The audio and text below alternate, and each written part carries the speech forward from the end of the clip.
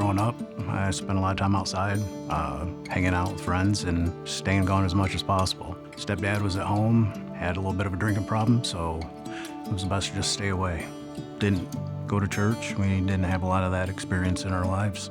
Growing up, I lived in a wonderful Christian family. We attended church regularly, and it was just a really good childhood. Just out of high school and met my wife through a mutual friend. We ended up getting married at what is now the Elkhart campus. Went to work for a local factory, and I met my wife. Eventually, we get married. We had our beautiful son, Austin. Got married, and between Donna and I, we had 3 daughters, and they were kind of my whole world. Things were starting to look a little bit more like I had always hoped. And then everything changed. In 2019, my oldest daughter, Cassidy, was in a car accident, and at the age of 18, she passed away.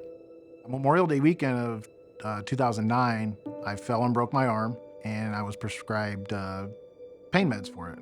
I knew I wasn't taking as much medicine as was prescribed, but yet I was running out. My wife was taking and had become addicted to the pain meds. Throughout those years, the more I drank, I wasn't a nice person. I spoke many ill words to my son and to my wife. The following year after Cassidy passed away, my grandfather passed away. And then the year after that, my father passed away. We lost our house. She lost her job. Getting drunk one night and not remembering doing it. I'm sitting in the kitchen thinking I was going to lose my family. And I just started praying to God. That's about the time that I really started praying. Like I knew I needed to do something. I started looking to God in the morning and just saying, okay, God, what are we going to do today? How am I going to get through another day? I've tried it on my own. I can't do it anymore. My way's not working. And I said, it's all in your hands now, God.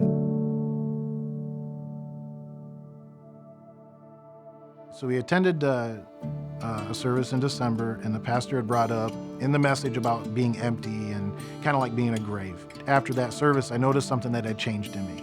We decided that the best option for us, and especially for her, was rehab. And that was where I really started my walk with Jesus. Started to say yes to some things that were pretty hard to say yes to. We started volunteering in the Galaxy. Maddie and I did. And getting invited to the men's retreat, which I opted to do, which was absolutely amazing.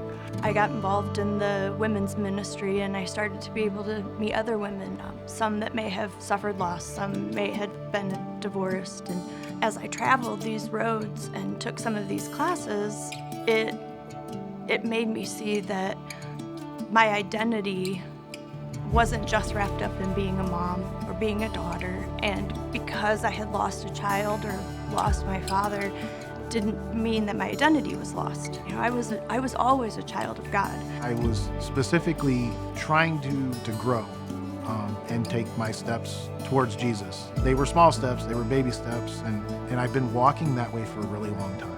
It was during the message, and then it came up afterwards, and that was the decision that I made. Was my next step is to be baptized.